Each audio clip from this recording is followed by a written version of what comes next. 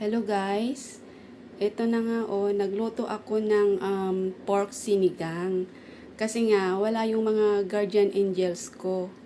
At ang mga ingredients nito ay, of course, nandyan yung pork bone, okra, long beans, at saka gabi. And then, of course, may tomato and onion. And of course, hindi mawawala mga kapatid yung tinatawag nating sinigang mix.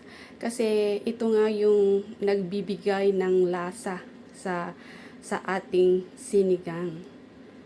At ito na nga kumukulo at aking minekos-mekos na